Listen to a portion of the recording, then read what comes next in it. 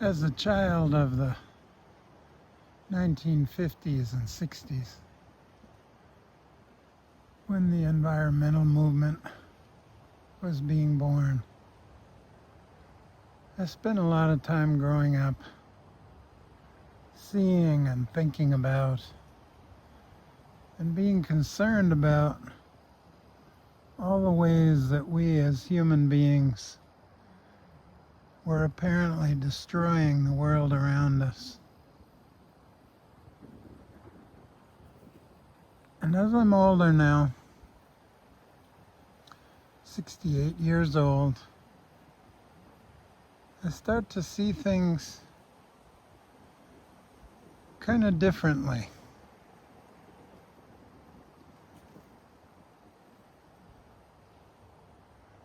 This is Wrightsville Reservoir, or Wrightsville Dam, just down there beyond where we can see.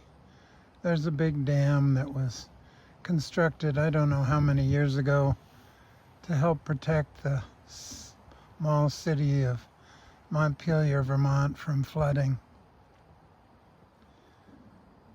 So I'm sure this construction of the dam and the flooding of whatever this was before it became the Wrightsville Reservoir was pretty traumatic. A lot of trees died, a lot of ground was moved, a lot of construction was done to create the dam. But look what nature has done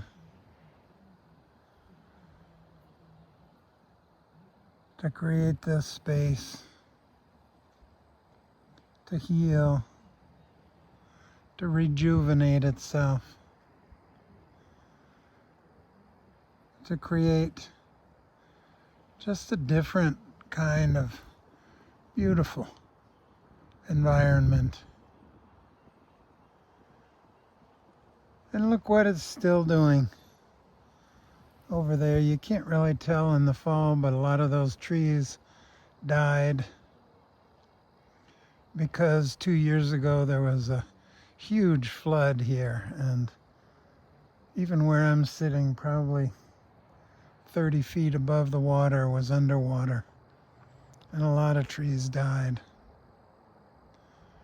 But the trees are dying, they're falling down, and they're being replaced. Nature doesn't seem to hold a grudge. It just adapts.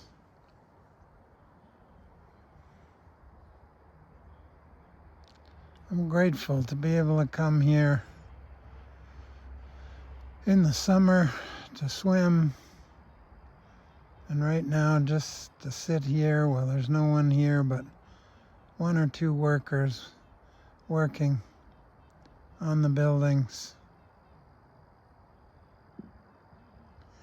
And I'm grateful for this when we're in a time of so much wrestling and fighting and resisting as a culture and as a country. Just to be reminded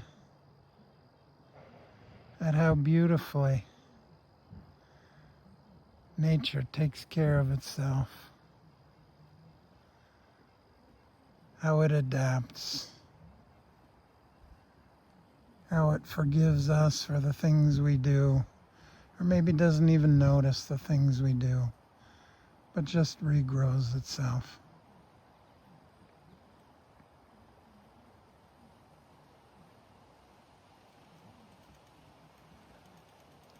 Grateful to be here,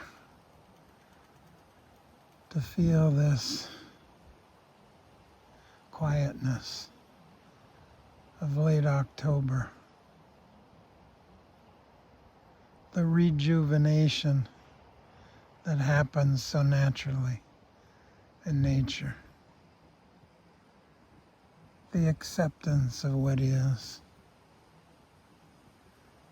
not screaming about the dying of summer, or the coming of winter, but just being, living, and making a space for all of us as human beings to find our way as clumsily, as awkwardly,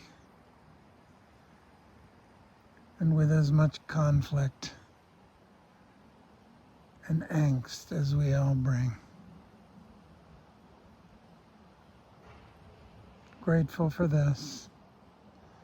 Grateful to all of you who've been watching these posts about the political world where there's so much more angst and anger and conflict and arrogance.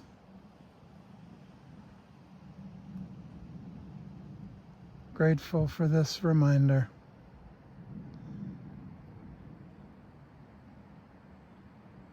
Grateful to all of you who are listening. Thank you.